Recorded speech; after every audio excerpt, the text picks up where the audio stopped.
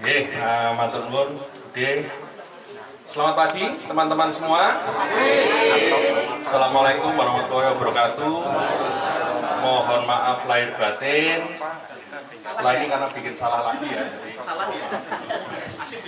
Oke, saya persilahkan Prof. Bagio, Mas Cah untuk menempati kursi yang sudah disediakan. Cekap boten nggih. Kula kok boten. Langsing narasumber kita berdua ini yang satu backgroundnya adalah geologi, Prof. Bagio. Terus satunya Mas Cahyono ini arkeologi, dan tampaknya mereka masing-masing membawa supporter yang cukup banyak. Yang geologi siapa saja? Mohon angkat tangan. Wah, ini geologinya banyak ini ya. Yang arkeologi, wah lebih banyak.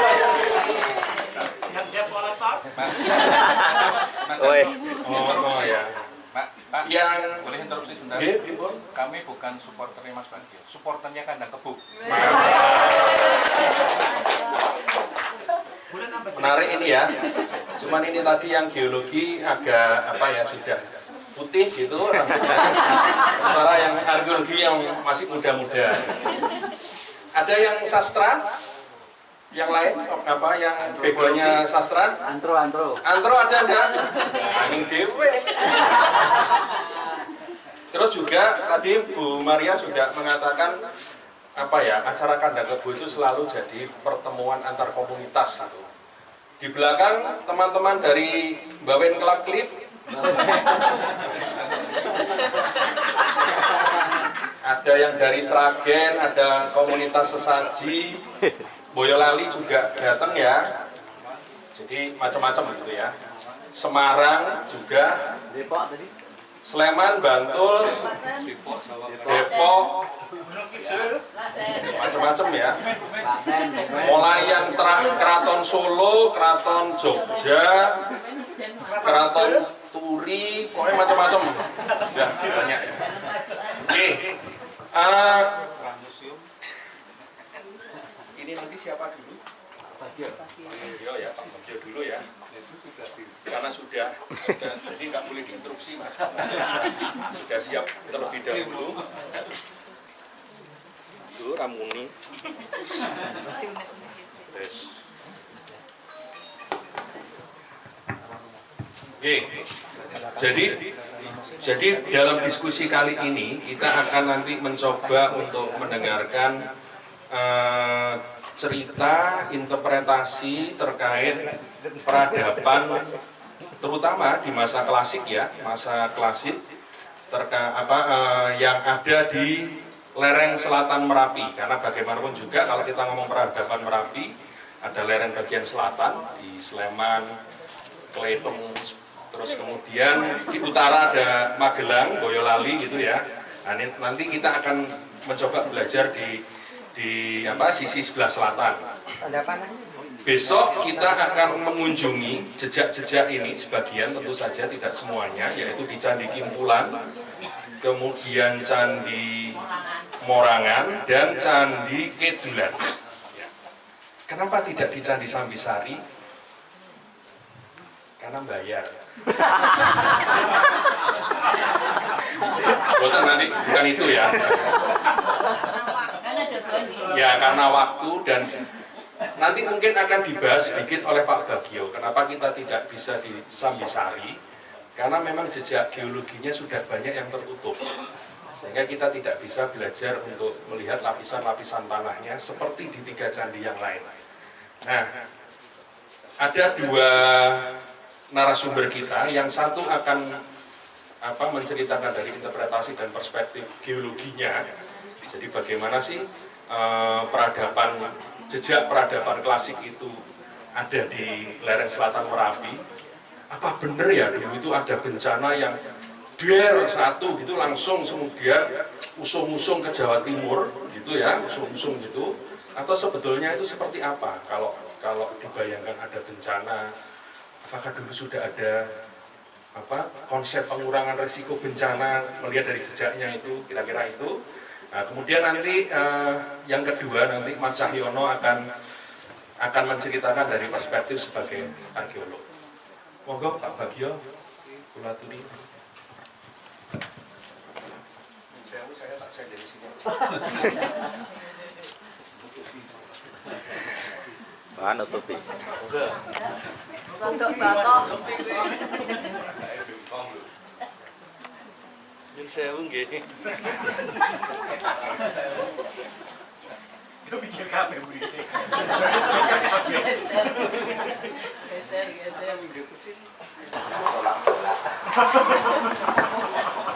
Selamat pagi. Saya mau bacoke adik-adik sekalian. Baik, Kak.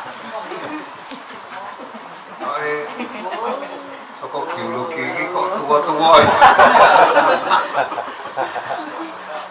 Enggak apa-apa ini. Bahkan ada peserta dari tadi tidak disebutkan dari Qatar. Karena dia bekerjanya di Qatar ini kebetulan off.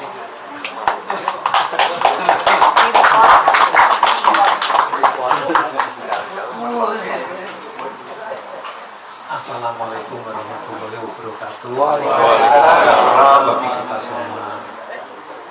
Om Swastiastu. Namo Buddhaya. Wah, kok ganti doa ya? Rahayu. Semua agama disebut. Ayo, Pancasila. Ya, ini saya ini sebetulnya hanya diminta untuk jadi narasumber, nah, begitu.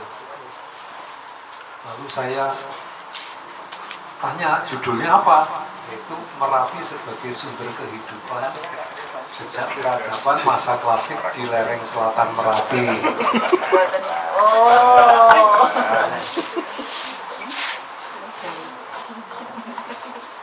Jadi hanya itu yang kami ketahui. Ya sudahlah, saya mau kan begitu. Nah, kemudian itu kan saya anggap temanya seperti itu. Tapi akhirnya saya melihat flyer yang dari Biar bunder Mas tadi. Mas yang tinggal di Qatar itu. Dari Mas Ahid itu. Dari Mas Loh. Ahid. Oh, ini kalau ada kedulan, saya switch. Wah, ini kalau begitu ceritanya kok sumber kehidupan ya. Bukan Merapi saja yang menjadi sumber kehidupan. Makanya Oke lah. Setelah itu saya rombak Kalau begitu saya akan berbicara sumber kehidupan yang sesungguhnya. Nah, kita ini kan bernafas itu kan tidak ditarik bayar ya. Oksigen diberi gratis. Upama bayar ngono repot kita. Nah, itu juga sumber kehidupan.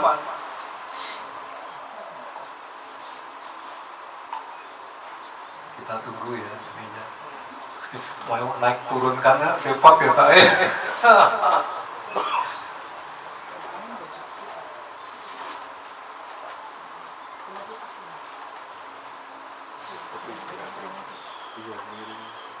Tadi udah gitu kan memang begitu. Kita tahu ya. Biar bulat katanya tadi.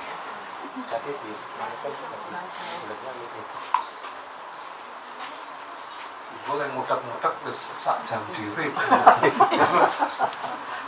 Nah, aku berarti 5 menit no. Boleh cerita. Wes Mas. Biarkan. Nah, udah kelihatan lah semuanya. Oke, lah udah kelihatan. Baik. Silahkan ganti. Ya, ini dia.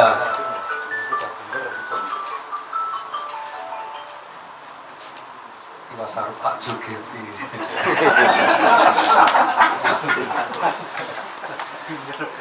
Jadi maaf ya, ini saya seling-seling dengan ya yang agak lucu gitulah, jadi jangan tegang. Terutama yang muda-muda ini ya, kan datang ke sini kan mencari hiburan loh.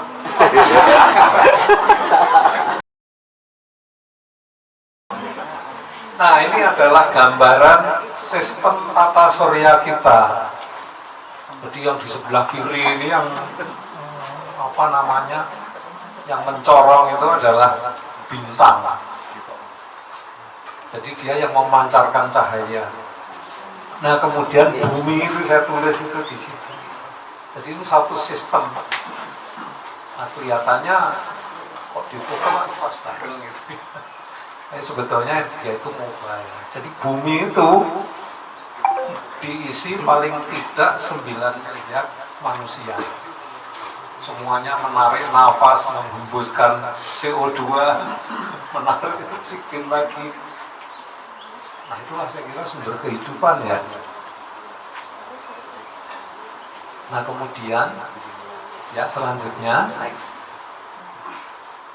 nah ini adalah yang kuning itu adalah matahari, sedangkan yang kecil-kecil itu adalah planet yang hanya memantulkan cahaya dari matahari tadi.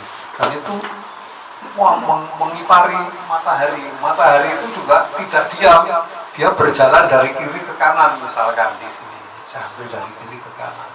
Jadi mereka berputar dan seterusnya. Dan untuk mengelilingi matahari ini kan berada di dalam satu galaksi atau Milky Way atau Bima Sakti. Saya itu juga melihat-lihat Bima Sakti itu piye gambarnya. Kok bisa Bima Sakti itu loh? Asal usulnya bagaimana bintang Bima Sakti apa galaksi Bima Sakti.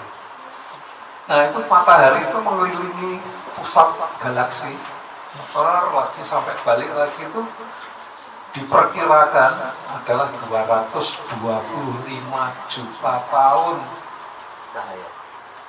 Tidak cahaya. Ini kita ambil dari apa, kita berputar berkeliling matahari itu 365 hari satu tahun. Kalau ini 225 juta tahun. Nah, umur manusia itu kan hanya 100, maksimum itu sekitar 100 tahun. Jadi hanya kecil, ya. Nah, kita selama ini apa namanya tidak pernah membayangkan bahwa matahari ini berputar, kemudian sambil berjalan dia diputari oleh planet-planetnya termasuk bumi. Nah, itu kan mestinya ada jarak yang kadang-kadang mendekat matahari dan ada yang menjauhi matahari, dan itu menimbulkan apa namanya, perubahan iklim. Jadi perubahan iklim yang secara alamiah memang sudah terjadi. Ya, selanjutnya. Nah, ini adalah baru kita menuju ke bumi. Nah, bumi itu ternyata ya dibagi-bagi, ada layer-layer gitu ya. Yang paling dalam itu kita sebut inti dalam, yang kuning itu adalah inti luar, kemudian mantel, kemudian litosfer, termasuk astenosfer, kerak bumi. Dan itu dinyatakan bahwa yang kuning itu sebetulnya merupakan liquid atau cairan itu yang panas, terdiri dari nikel dan seterusnya, besi. Sehingga bumi kita kan berputar pada porosnya yang utara selatan itu. Nah, kemudian selanjutnya Mbak, nah ini dia. Yang kuning itu sebetulnya cair dan berputar, sehingga ada perbedaan akselerasi perputaran antara inti dengan mantel dengan cairan tadi, sehingga menimbulkan sifat magnet dari bumi. Di samping itu, bumi kita ini terdiri dari unsur-unsur kimia. Dan itu di diri kita ini juga terdiri dari unsur-unsur kimia sebetulnya. Bahkan sekian persen adalah cairan. Makanya itu jangan lupa minum air bening. Kalau air putih salah ya? Wah, susu itu. Santan. Air bening. Kayu ganti. Supaya apa? Tidak mengalami dehidrasi.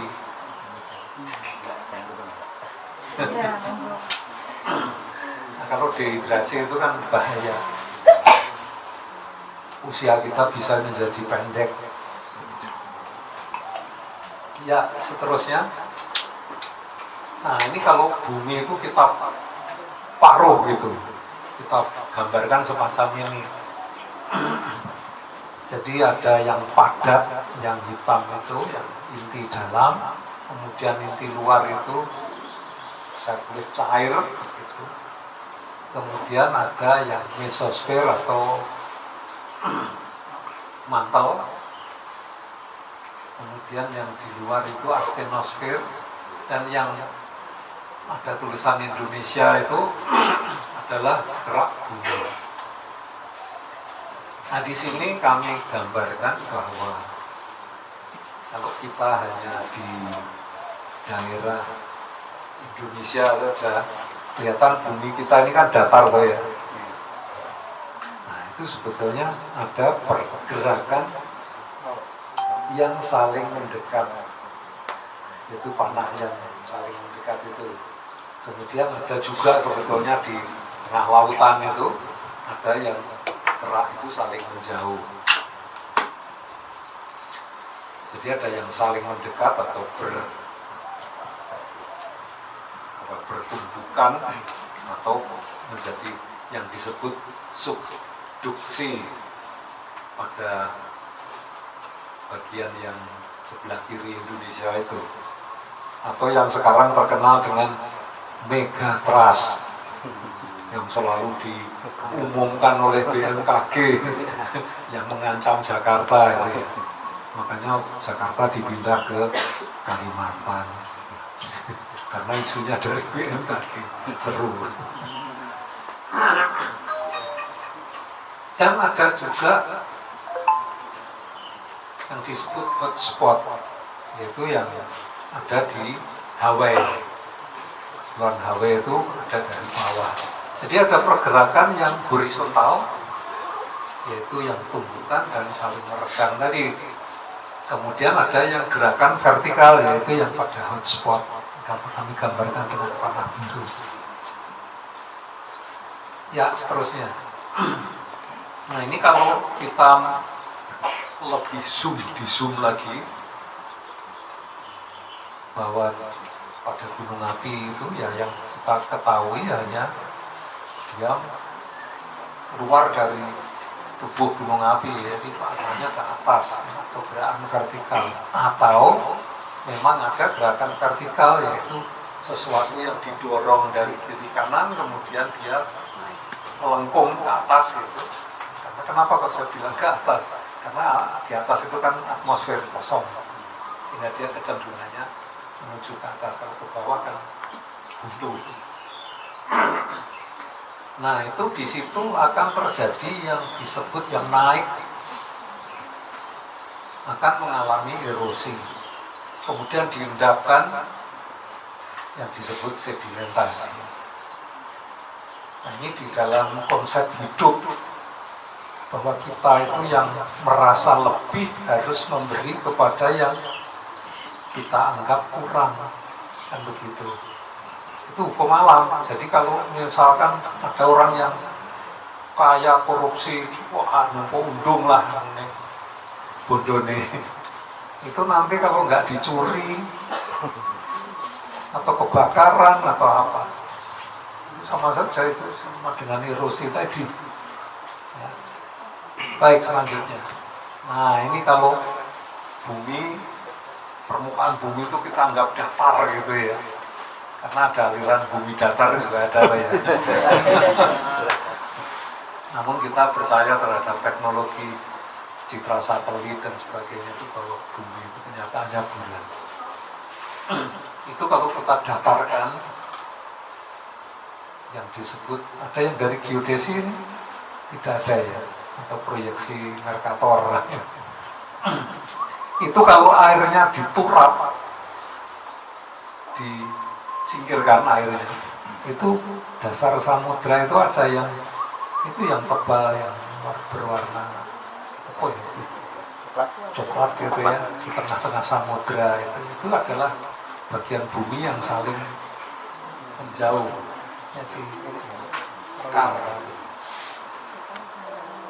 Nah, Indonesia itu ada di bawahnya, itu ada garis hitam gitu ya.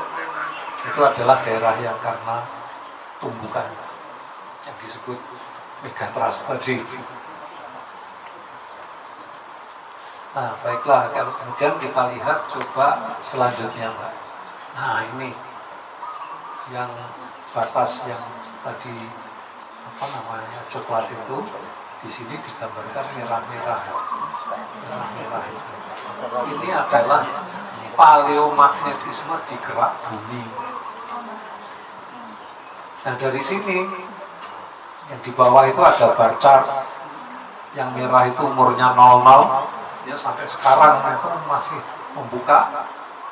Kemudian yang berwarna biru itu umurnya 180 juta tahun.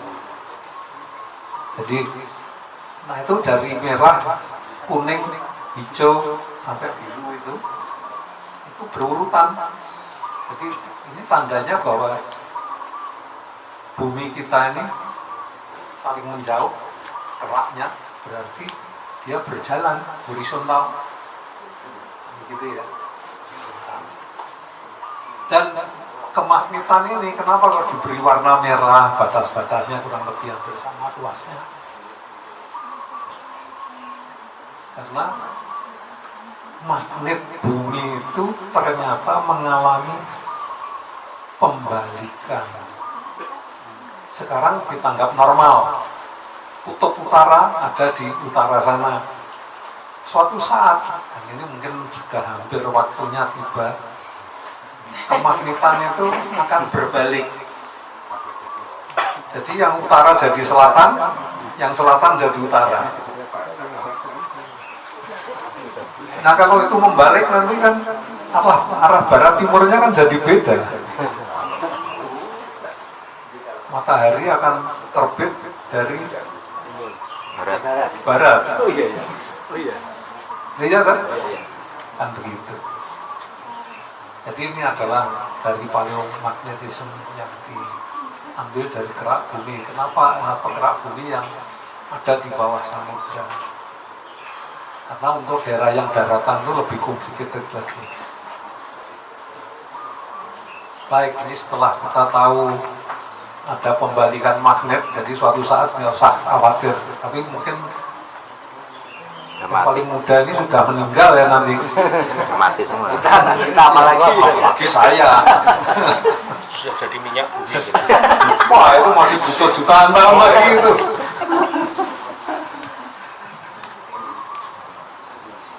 Artinya mungkin ya kita masih tetap melihat bahwa utara adalah utara gitu.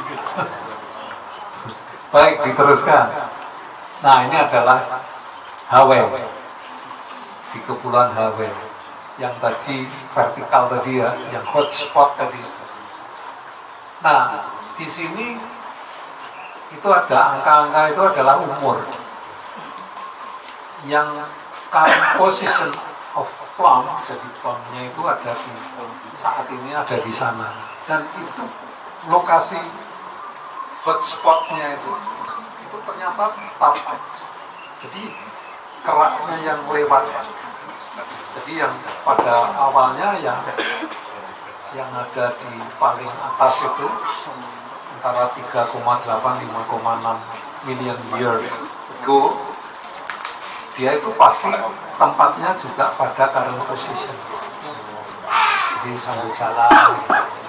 Dan itu itu adalah jadi di atas horizontal pergerakannya dari hotspotnya itu dari bawah lagi tadi pada batas bawah antara mantel dengan inti luar yang cair itu. Ya, selanjutnya, nah ini adalah tipe gunung api yang ada di sepanjang megatrust tadi. Jadi itu posisinya seperti ini. Jadi gunung apinya itu yang adalah basalt andesit. Sedangkan yang hotspot itu cenderung ultra dasar.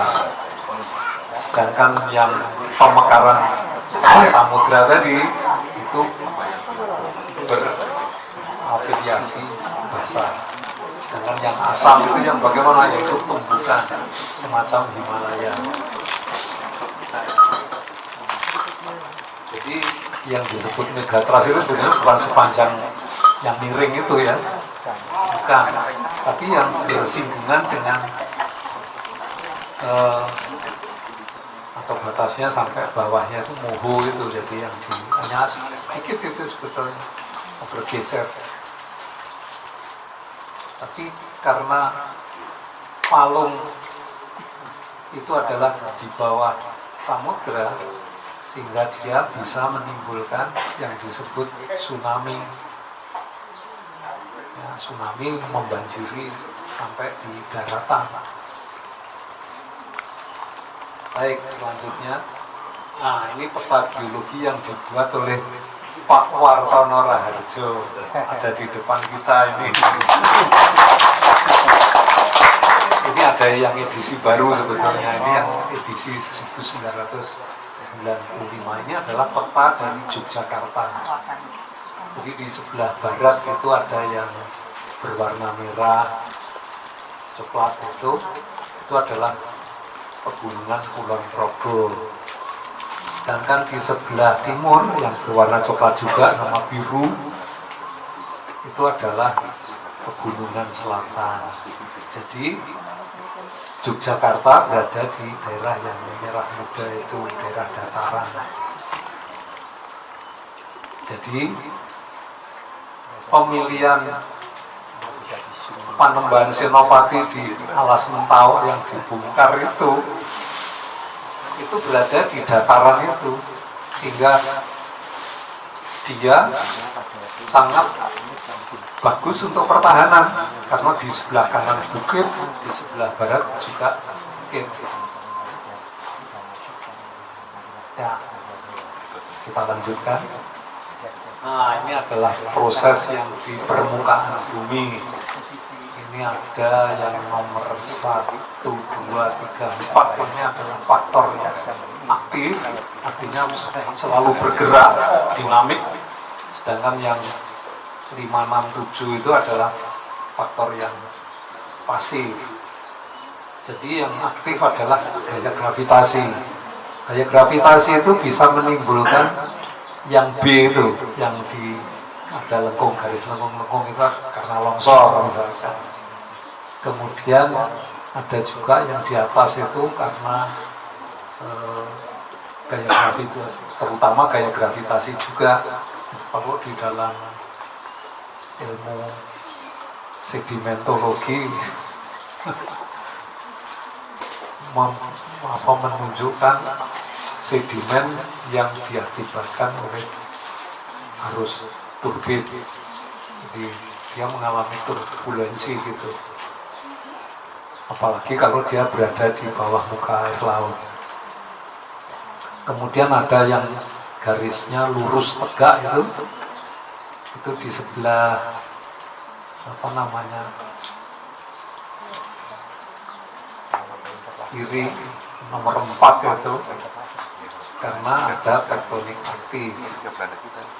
Jadi ini semua adalah gambaran yang ada di permukaan bumi. Dan kemudian ada pohon dengan akar dan yang rumput-rumput kecil itu adalah aksi biologi.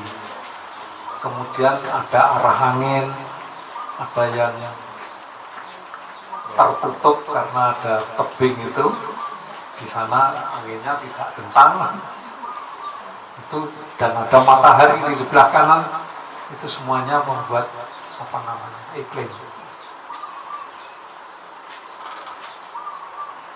Ya, dilanjutkan.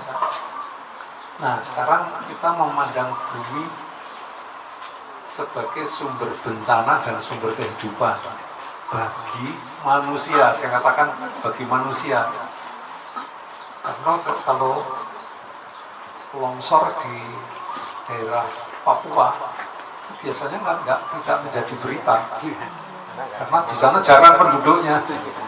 Tapi kalau longsor di Kulon Progo itu jadi berita itu, karena yang ada korbannya. Jadi kita ini bersifat antroposentris.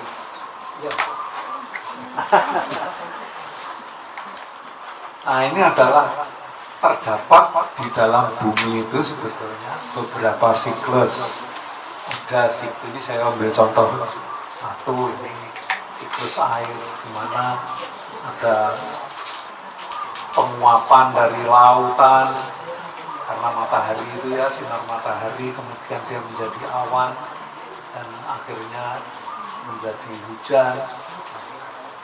Dia membentuk danau di atas, kemudian danau di bawah, ada pepohonan, ada transpirasi, dan ada juga yang infiltrasi, akhirnya itu menjadi air tanah.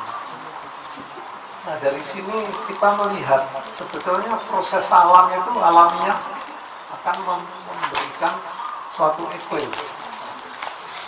Seandainya hutan yang ada di sebelah kanan itu, yang ada tulisan transpirasi itu, ditebang,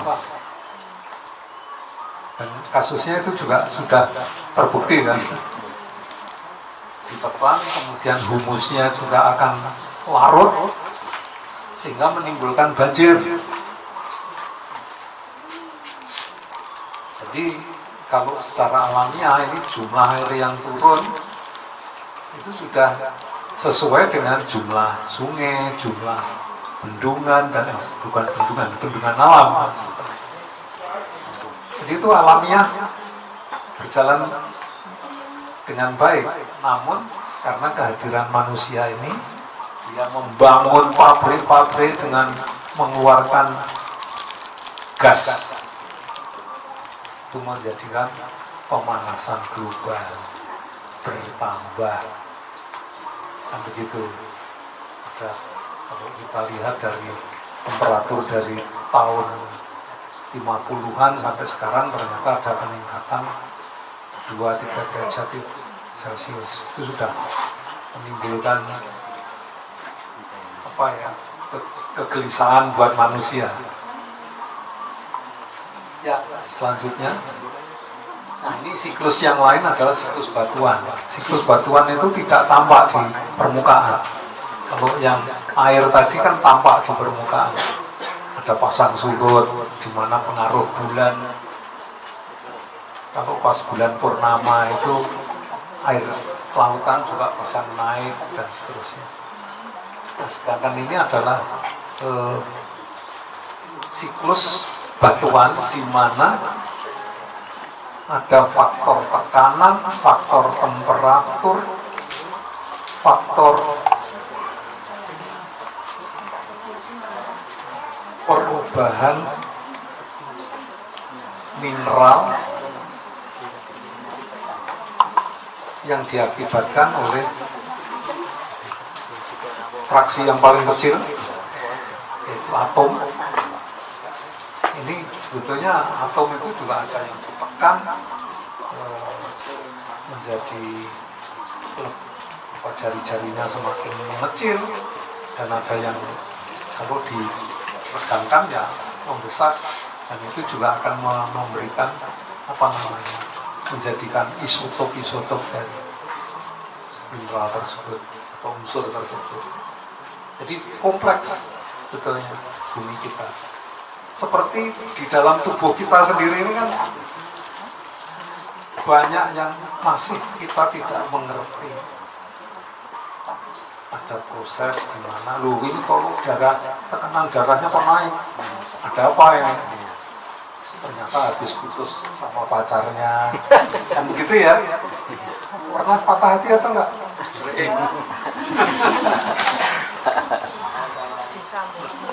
Ya, yang selanjutnya. Nah, ini kalau bencana geologi di antara multi-hasar, ini yang saya garis merah itu yang pada umumnya dianggap bencana geologi. Itu yang paling pengaruhnya paling luas adalah gempa bumi. Gempa bumi bisa menimbulkan tsunami jika tanah sedimennya yang lepas itu dan mengandung air, dia akan menjadikan likuifaksi. Kemudian gunung api karena letusannya, terutama yang karena subduksi tadi. Kemudian longsor ini bisa kecil, namun kalau ada sesar yang besar itu juga bisa besar sekali, seperti di Padang Pariaman. Kemudian banjir bandang. Banjir bandang ini memang ada dua kemungkinan, intervensi manusia atau tidak. Kemudian pemanasan global. Nah, pemanasan global ini sebetulnya kalau kita lihat tadi yang di dalam sistem tata surya, bumi kita kadang-kadang mendekat matahari, kadang-kadang menjauh, dan siklusnya juga cukup panjang. Dan perubahan iklim ini bisa dimasukkan di dalam bencana geologi ataupun seperti di sebelah kanan, yaitu siklon, flu burung, demam berdarah, kekeringan, konflik sosial, COVID, seperti yang kemarin 2 tahun kita kena COVID. Ya, selanjutnya. Nah, ini adalah peta seismisitas atau kegempaan yang terjadi di Indonesia ini pada bulan. Jadi ini hanya 1 tahun saja ya, itu sudah seperti itu. Atau saya tunjukkan yang 3 tahun begitu lebih rapat lagi, tapi tergantung skala ya, karena skalanya sekian ini pasti kelihatan rapat. Kita bisa tes bahwa di Jogja selama hidup kita ini baru paling 1 kali yang besar, ya kan? Jadi masih jarang gitu gempa bumi. Selanjutnya, nah ini adalah gunung api yang ada di Indonesia, ini dari Badan Geologi. Salah satunya adalah Merapi yang menjadi sumber bencana sekaligus menjadi sumber kehidupan buat manusia. Ini dari kacamata manusia ya. Kita global tadi ya, di Papua itu ada tambang yang sangat besar, Freeport itu sudah membakar berapa hutan dan memotong morfologi. Memotong morfologi itu bisa angin yang dari Samudra Pasifik, karena ketinggian dari gas itu diturunkan, tentu yang anginnya akan semakin banyak yang masuk, dan itu akan merubah iklim juga sebetulnya secara mikro. Dan kita adalah gudangnya gunung api, karena dari sekian ratus gunung api yang aktif, itu 129 gunung api ada di Indonesia. Oleh karena itu kita ini sebetulnya ya gudangnya bencana. Namun kita toh tidak merasakan. Saya sampai 73 tahun ya tidak merasakan, tidak terkena dampak gempa itu atau dampak gunung api. Cuman kita harus menempatkan diri di daerah yang aman. Jadi tidak asal, wah saya tinggal di Kaliurang sana, mungkin pengaruhnya akan lebih besar dibanding kalau saya tinggal di mana ya, Kota Gede misalkan. Ya, selanjutnya, nah kita melihat Gunung Merapi sebagai sumber bencana sekarang. Ya, selanjutnya, nah ini adalah letusan gunung api pada tahun 2006-2010. Kemudian yang kanan itu kerusakan yang diakibatkan oleh bencana gunung api tahun 2010 juga. Tentu saja ini terjadi di mana ya, daerah-daerah dekat Kaliurang sana. Kalau di sini hanya hujan abu. Selanjutnya, nah ini adalah anatomi gunung api. Jadi yang berwarna putih itu adalah jatuhan dari akibat letusan dan yang berukuran sangat halus. Sedangkan yang di dekat puncak Merapi itu berjatuhan yaitu bom. Jadi bom itu ukurannya cukup besar gitu. Dan kadang-kadang gunung api itu juga mengeluarkan kubah lava. Nah tadi yang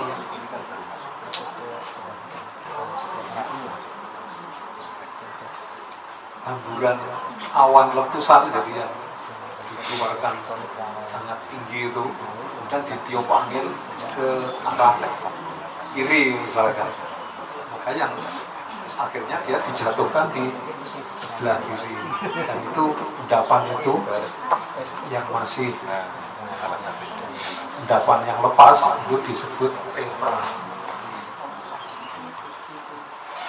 Jadi kira-kira demikianlah, ada kemarau itu hanya tanda-tanda, ada tanda-tanda gunung api aktif dan sebagainya. Kemudian ada guguran lava, kemudian di situ digambarkan ada asap, itu yang kita sebut sebagai wedus gembel.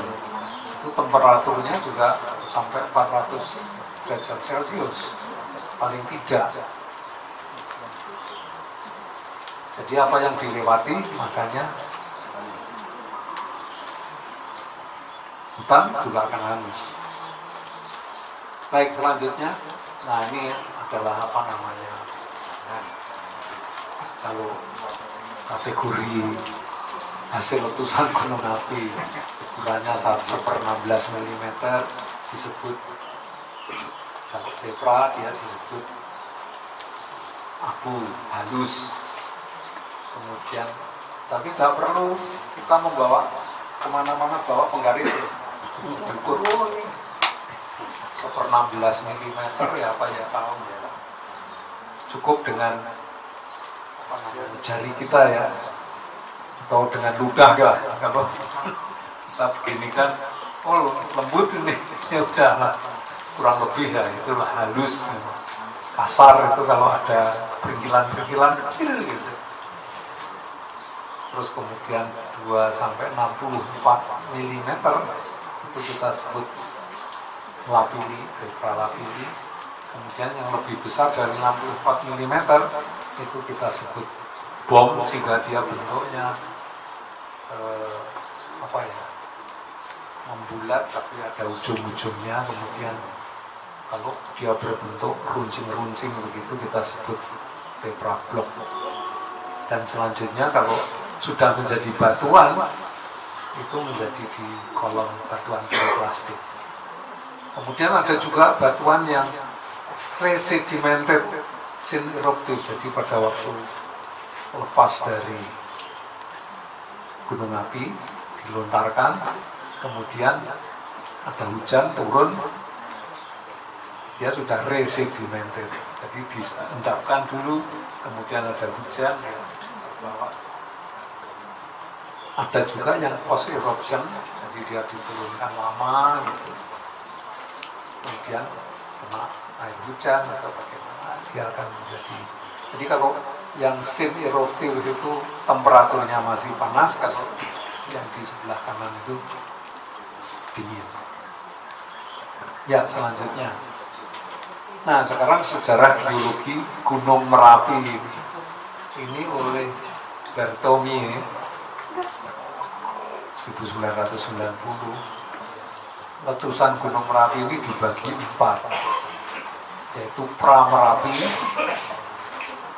lebih dari 400.000 tahun yang lalu, kemudian Merapi tua 60.000 sampai 8.000 tahun yang lalu, kemudian Merapi pertengahan 8.000 sampai 2.000 tahun yang lalu, kemudian Merapi muda itu 2.000 tahun yang lalu sampai sekarang. Nah, yang mungkin menarik perhatian untuk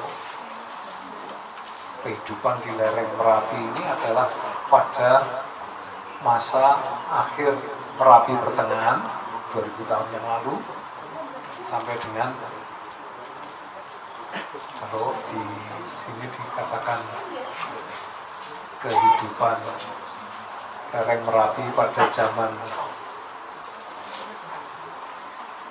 Mataram kuno, ya tentu saja ya peralihan antara Merapi pertengahan sampai dengan Merapi muda.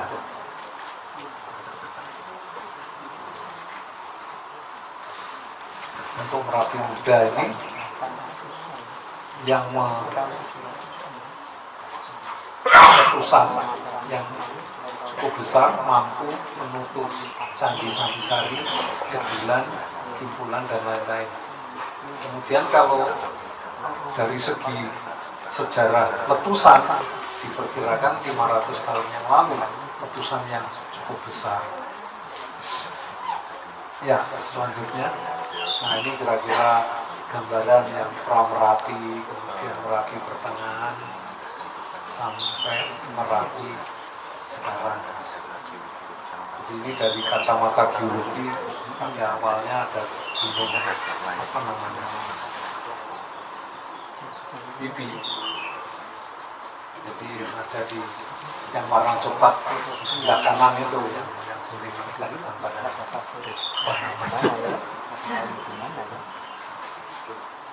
ya, saya kira nggak terlalu penting ini. Selanjutnya, nah ini yang di sebelah kiri adalah data vulkanostratigrafi. Jadi diperoleh angka 940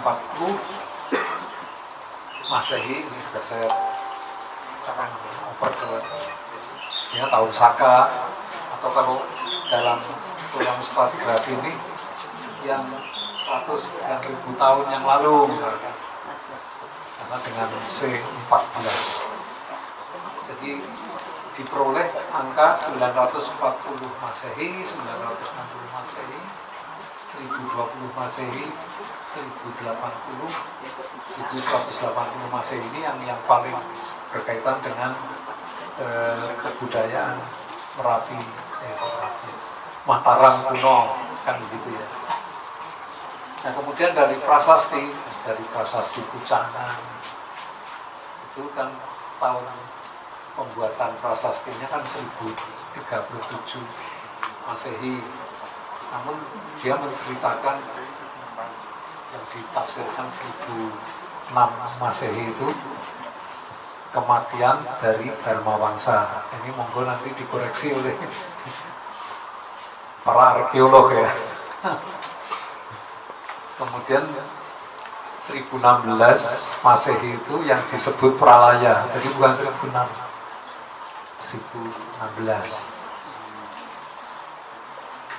Kemudian letusan Gunung Merapi ini dikaitkan dengan pusat kerajaan pindah dari Jawa Tengah ke Jawa Timur.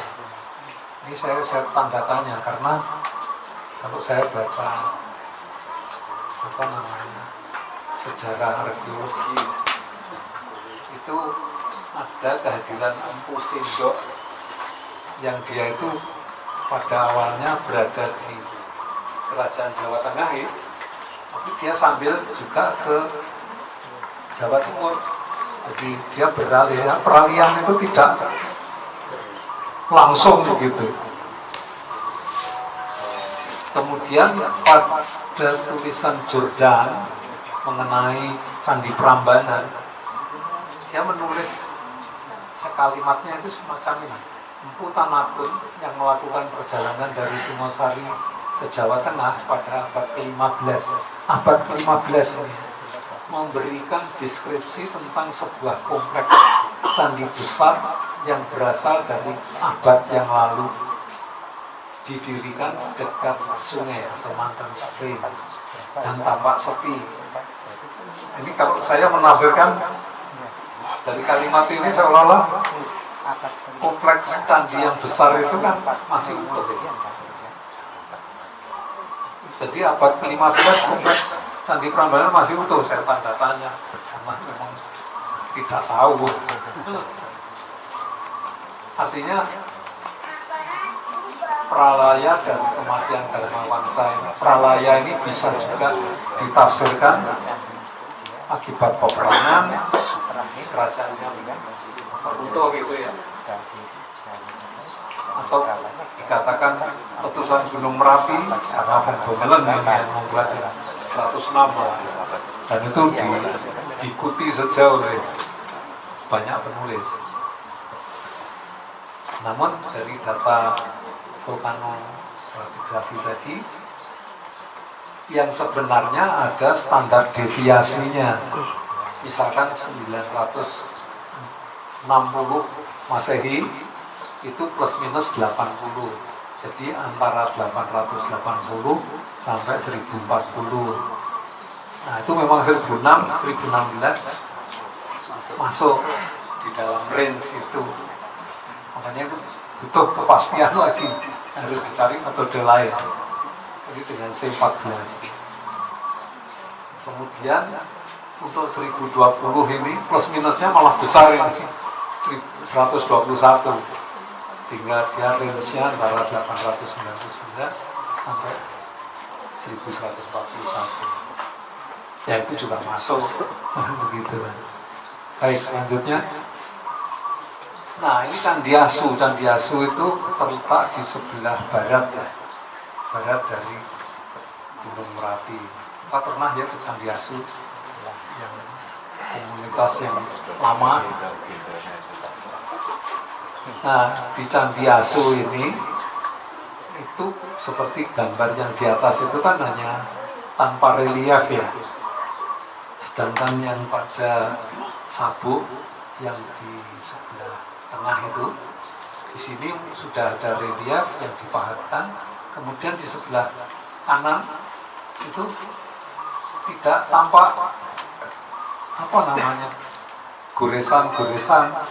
Artinya candi ini ditinggalkan sebelum selesai karena dekat Merapi. Kemungkinan ini karena ancaman dari Merapi, sehingga ya kalau manusia kan pasti lari, pemahatnya melarikan diri. Dan akhirnya ini kan tertutup oleh apa namanya abu, lahar dan seterusnya. Dan ini kan setelah dibuka seperti ini. Dan jika itu adalah tambahan, nah ini orang arkeologi kan tahu selalu ada diberi tanda kan, jadi ada titik putih gitu. Nah ini kan tidak ada, jadi memang asli, jadi belum sempat dipahat, sudah ditinggalkan. Ya selanjutnya, nah ini adalah peta sebaran endapan awan panas antara 1911 sampai dengan tahun 2006, dan itu tidak mencapai Yogyakarta ya, awan panasnya, jadi hanya di sekitar puncak Merapi. Dan warna-warna itu adalah tahun-tahun dari 1911 sampai 2006. Jadi ini adalah rekaman yang dijumpai setelah tahun 2006, letusan 2006. Jadi tidak selalu Merapi menjadikan sumber bencana di sekitarnya atau termasuk Yogyakarta. Ya, selanjutnya. Nah, ini adalah frekuensi yang di atas itu indeks letusannya. Jadi di vulkanologi itu ada indeks letusan. Jadi semakin tinggi, semakin itu di situ dikatakan 0 sampai 6. Yang sering letusan-letusan yang boleh dikatakan kecil itu sampai 2 itu. Kemudian yang tinggi-tinggi itu tampak lebih jarang. Dan itu selama 1780 sampai 2020 itu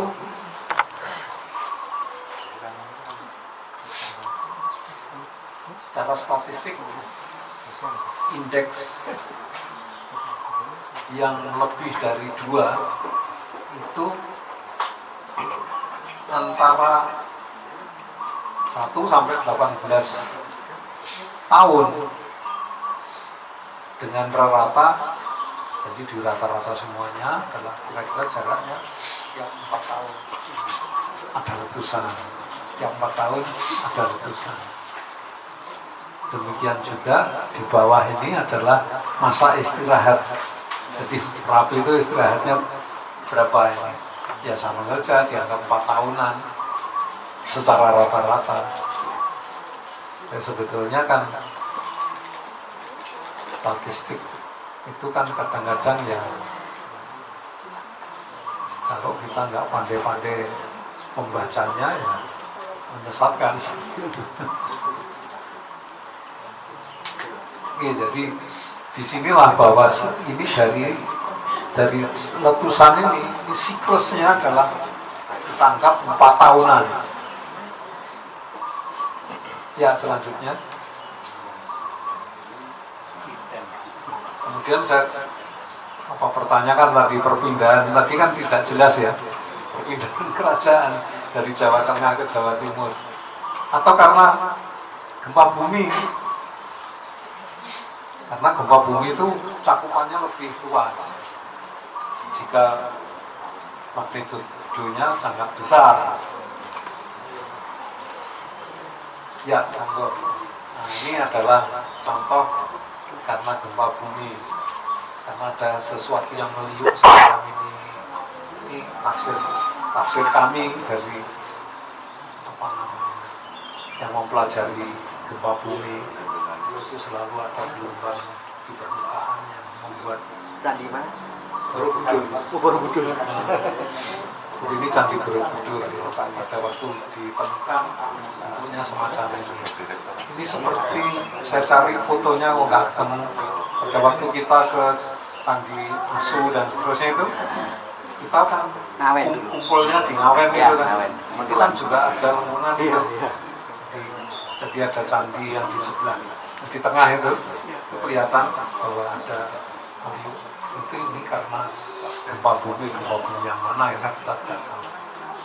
Selanjutnya, nah ini juga masih Borobudur, nantinya ada yang melesat ke miring ke kanan, dengan di sebelah kiri itu miring ke kiri gitu ya, di bawahnya itu ada apa namanya lantainya itu ya. Beliau. Oke, selanjutnya, nah ini gimana ini kira-kira? Tulisannya ada. Pleret, ya.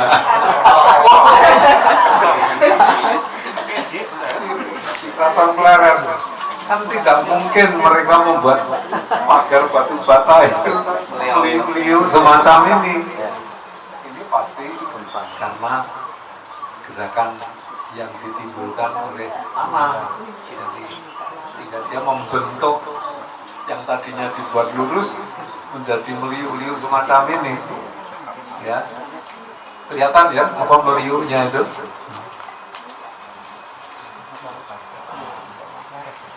Ya, jadi tahu kekhawatiran karena serangan lawan dari Jawa, kalau ancamannya dari Sriwijaya, dari Jawa Tengah ke Jawa Timur kan, Jawa Timur lebih jauh. Dan di Jawa Tengah sendiri kita nggak tahu itu kerajaannya di mana. Ada beberapa tempat ya. Jadi sebetulnya sudah bagus posisi kerajaan yang ada di Jawa ini, di Jogja ini. Namun toh mungkin ada serangan yang Pralaya itu, kemungkinan itu. Jadi ini kacamata kami, jangan-jangan khawatir karena serangan yang, karena peralihannya tidak mendadak. Ada peralihan di zamannya Empu Sindok.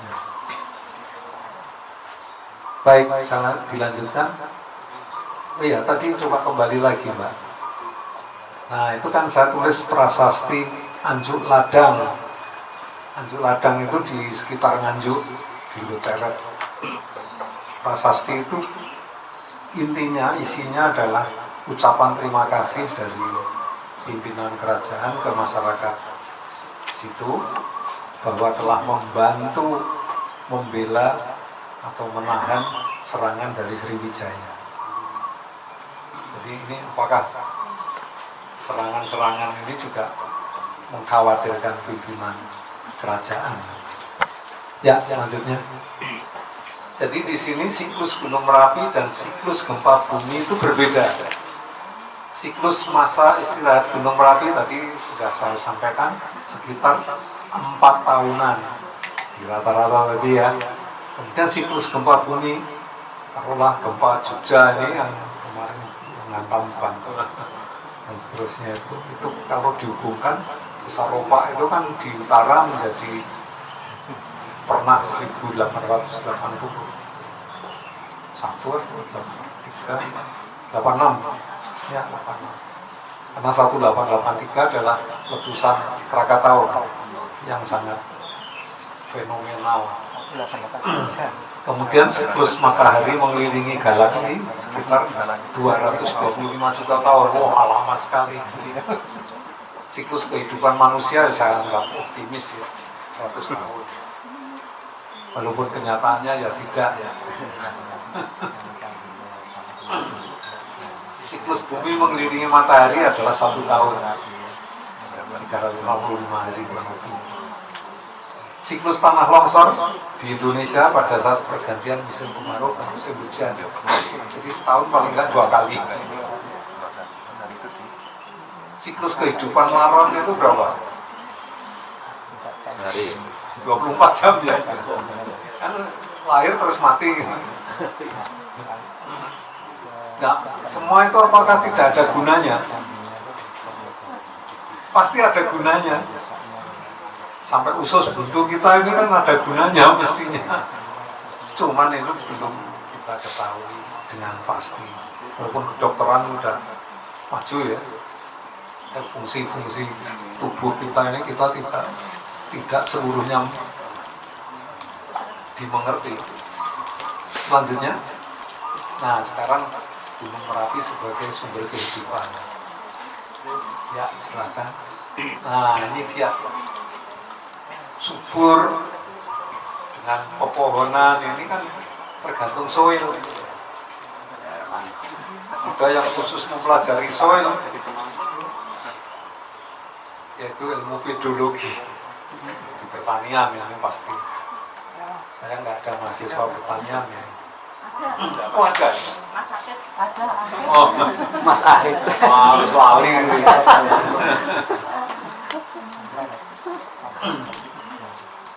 Jadi di sini kalau kita tahu bahwa ini untuk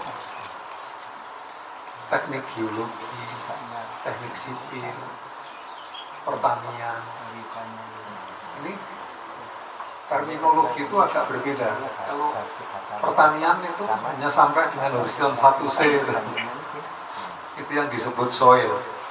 Tapi kalau teknik sipil ataupun teknik geologi itu sampai dengan 2B, partial weather. Karena kalau kurang teknik sipil, wah pokoknya ini partial atau sebagian sudah lapuk, ya udah dihapus. Karena dia memerlukan fondasi yang kokoh kan, harus ditanam sampai dengan batuan yang masih utuh, kan begitu. Ya selanjutnya,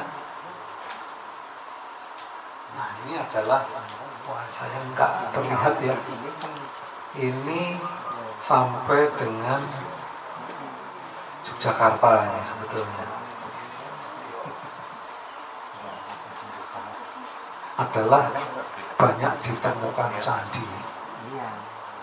Candi itu ada yang saat ini tertimbun, ada yang di perbukitan seperti Buko ya, Buko, Candi Ijo, Buko, ini semuanya di atas. Memang dia tidak tertimbun dan letaknya lebih jauh dari puncak Merapi. Nah, yang namanya pengaruh Merapi itu sampai dengan Bantul. Jadi abunya ya, bukan bomnya. Kalau bomnya hanya di sekitar tempat Mbah Marijan apa itulah. Jadi Merapi juga menjadi sumber kehidupan, dan yang namanya candi itu tadi seperti Tanjung Ladang tadi, karena untuk memperingati bahwa penduduk sekitar membela atau mempertahankan kerajaan yang ada di daerah Kediri. Kemudian mungkin Candi Kedulan juga, kalau nggak salah ini adalah untuk apa ya, pembebasan pajak masyarakat di sana karena membantu membangun bendungan. Bendungan itu untuk menahan banjir, menahan atau memberikan irigasi untuk kesuburan wilayah sekitarnya. Dan kalau kita ketahui, katanya untuk daerah Candi Kedulan itu pembangunan bendungannya itu sudah dilakukan 3 kali, bahkan yang keempat itu dia menghasilkan apa namanya, prasasti juga. Saya katanya demikian. Jadi pembebasan pajak rakyat itu kan menunjukkan bahwa di sana ada teknologi, ya, kita anggap teknologi ya, pembendung dan sebagainya, untuk mengairi sawah di sekitarnya. Jadi di sini lereng selatan Gunung Merapi bertebaran candi dari abad ke-7 sampai dengan kemungkinan abad ke-11. Posisi ditemukannya tertimbun pada dataran, pada perbukitan dengan maksud yang bermacam-macam, antara lain untuk peringatan, membayar pajak, perbaikan bendungan, untuk keagamaan. Jadi bermacam-macam. Kemudian pertanda wilayah ini secara umum subur, ada kebudayaan dan ada pemerintahan. Karena kalau membangun candi ini pasti ada yang mengkoordinir, paling tidak, atau paling enggak ada yang memerintahkan. Namun kebudayaan pun akhirnya bisa punah hanya karena nafsu manusia yang ingin menguasai manusia yang lain. Demi waktu, sesungguhnya manusia merugi. Mestinya dilanjutkan ya. Kecuali ya, jadi itu prinsip saya sebagai geologis, dan mungkin yang lain juga sama, bahwa itu karena kehendak manusia satu menguasai manusia yang lain, sehingga ada penghancuran kebudayaan. Selanjutnya, nah ini rencana belusukan. Rencana belusukan itu saya tidak tahu itu, tahunya setelah membaca flyer, dan itu dikirim oleh dari mana? Qatar? Oh, enggak ada nih. Mas Ahid yang kirim saya. Oh ya, saya malah nggak tahu itu. Oh, isinya begini ya. Makanya oke lah, ini saya ekspresikan di sini. Namun sebentar mengenai urutan, saya nggak tahu ini kan kumpulnya di mana. UI dulu. Eh? UI dulu. Kumpulan dulu. Kumpulan UI. UI. Oh iya. Oh iya. Kalau menurut temperatur, kalau saya lebih baik ke kedulan dulu. Terbuka kan, panas. Kemudian naik ke Kimpulan yang lebih dingin, Kemurangan lebih banyak pohonnya. Kumpulan ada AC-nya. Itu yang di gedung.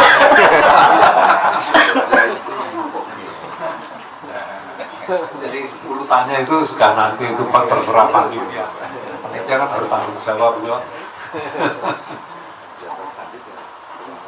Oh ya tadi apa namanya dari sambutan yang pertama tadi, kita ini termasuk anggota yang mana ya?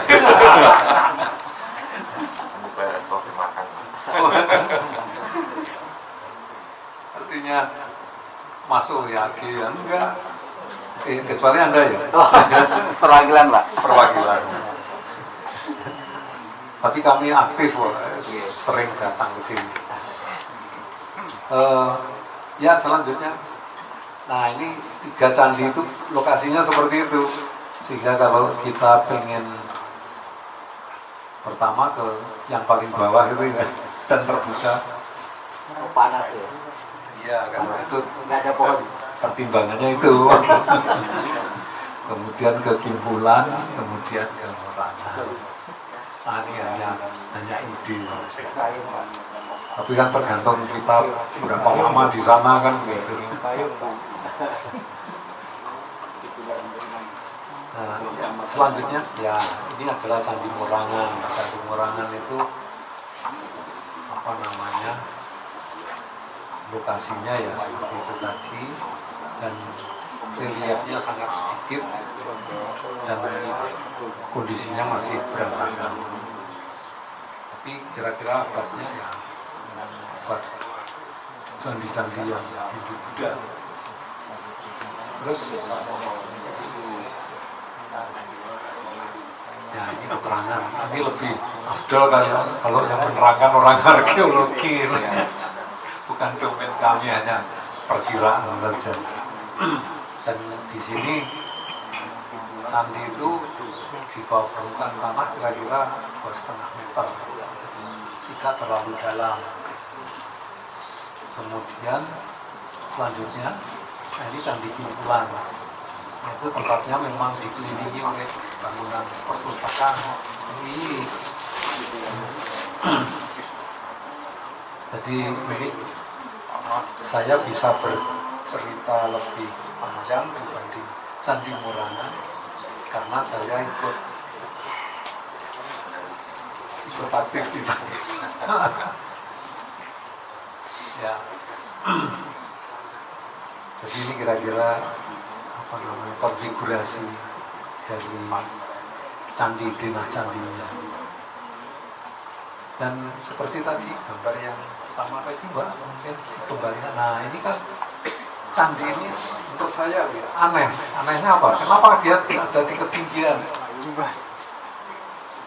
Apakah memang ada upacara di mana harus ditaruh lebih atas dan dia harus memakai tangga naik dari kayu? Kenapa saya tembak dari kayu? Karena memang ada bekas apa namanya, luka sedikit lah, dan di bawah itu ada apa namanya,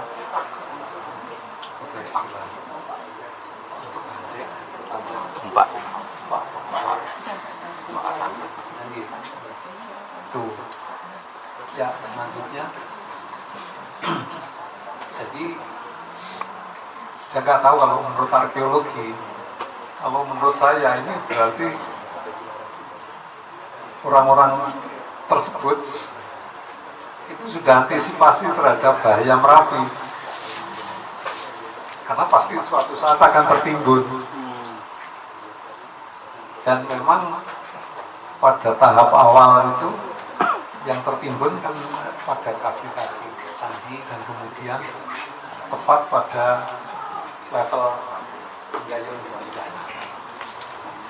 Jadi memang sudah berpikir jauh. Seperti halnya di Candi Sandisari.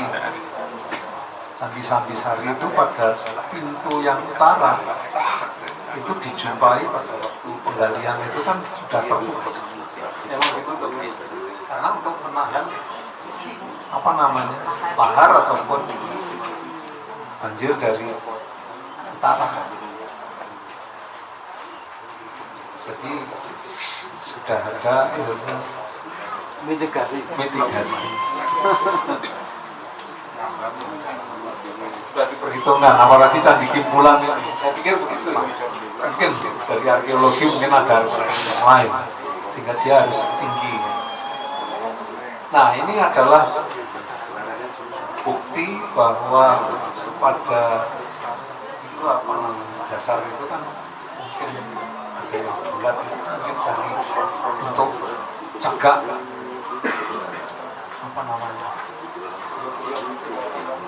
atap di atas itu, dan itu adalah bekasnya. Jadi pada saat ada lahar yang di kiri kanan itu warnanya kan berbeda ya. Dia cagak itu mungkin masih dipasang, sehingga dia tidak merapat, artinya tidak seluruhnya ditimbun oleh lahar dan lahar yang cair atau relatif tidak pekat. Kemudian cagak itu diambil. Nah, pada saat setelah diambil kan menjadi lubang. Kemudian ada banjir lagi di atasnya. Nah, mengisi lubang itu juga, sehingga nampak ada perbedaan warna tersebut. Nah, memang kebetulan kami mengikuti dari penggalian penggalian di Taman Pit sama penggalian yang di dalam candi ini. Jadi diikuti terus sehingga sejarahnya ketahuan bahwa itu masih ada kehidupan. 5 menit lagi ya bro. Ya. Selanjutnya Candi Kedulan. Kedulan berbeda lagi. Nutupikan. Nanti kalau kita ke sana selanjutnya Tidak ada TPR ini. pada saat rekonstruksi ya. Kemudian terus ya ini berdasarkan prasasti Pemanggaran dan prasasti Sunumbul. Candi Kedulan dibangun sebagai tanda pembebasan Pajala. Itu sepengertian saya, mungkin keliru ya. Ini yang menerjemahkan kan ini. Kemudian ada prasasti itu bertanggal 15 Agustus 868. Kemudian ada prasasti lagi yang ditemukan kemudian, yaitu Telurong, ada 3 daun, bertanggal 30 Maret 900, menyebutkan sebagai pertanda perbaikan bendungan Parahyangan atau Parahyangan. Jadi itu yang terjadi di Candi Kedulan. Mengenai peristiwa ya selanjutnya, nah ini adalah urutan stratigrafi yang kami tuliskan pada waktu itu.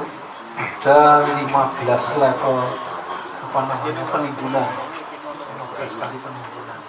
Jadi tidak sekali terus langsung 6,5 meter ditutup, jadi pelan-pelan. Bahkan pada waktu itu ada misalkan ada lahar yang paling bawah itu, lapisan kedua itu berasal dari barat laut dan itu menghantam candi, sehingga candi itu terjadi dislokasi di bagian bawah, kemudian ditumpuk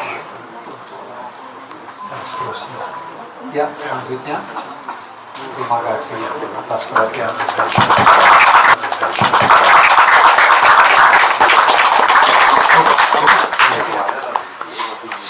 Sekali lagi tepuk tangan untuk Prof. Bagja. Terima kasih Prof penjelasannya. Saya jadi Mungkin ya usah Prof, karena sudah pensiun. Tidak apa-apa Prof. Nggak apa-apa. Wis tangan pinter ya, Mas. Kalau profesor itu kan di depan Jabat. kelas itu, di depan murid mahasiswa. Karena di Ya. Prancis kan tugas profesor. Matur nuwun ini tadi penjelasannya ya. Karena saya yang agak pesimis berwajah tua itu jadi muda. Kalau buat antropologi yang belajar ilmunya tentang hari ini tuh kerasa muda karena tadi arkeologi itu masih Merapi muda ya. Buat geologi itu candi itu masih Merapi muda ya. Jadi dari apa yang dipelajari itu teman-teman di geologi ini jauh kemudian mempelajari tadi bagaimana memahami sejarah bumi, sejarah geologi ya.